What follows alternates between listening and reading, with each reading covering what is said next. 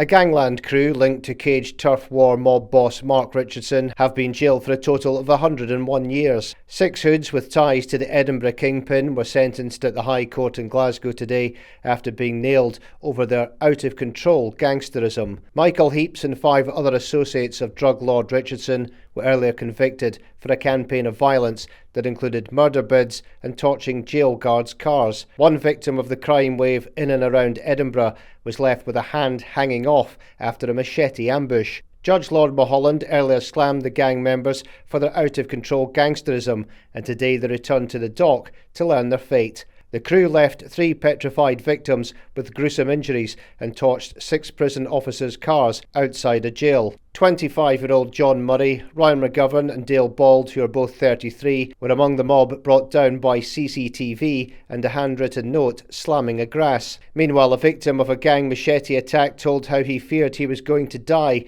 after being left with his hand hanging off. 30-year-old Ryan Brown was pounced on near his home by a man carrying a knife. He recalled trying to fend off blows as the weapon was wildly swung at him in the Pilton area of Edinburgh by his attacker, who was wearing a balaclava in January 2023. And he told prosecutor John Keenan KC, "My hand was literally hanging off. I thought I was dying on the doorstep." He was rushed to hospital where he was in the operating theatre for 12 hours. This included surgery to repair his hand.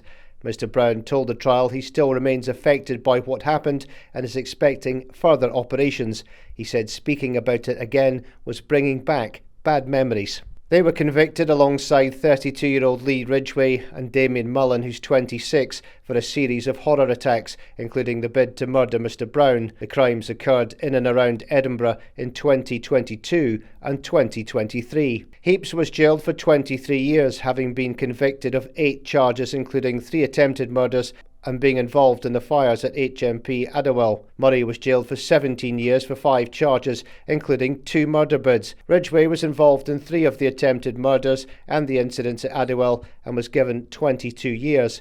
Bald will serve 17 years for his part in 2 of the violent attacks, while Mullen was imprisoned for 14 years for attempted murder and the torching of the cars. McGovern, who had fled the UK, was involved in the Adderwell blazes and was given 8 years. Lord Mulholland today said the courts and the public will not put up with this type of out-of-control gangsterism.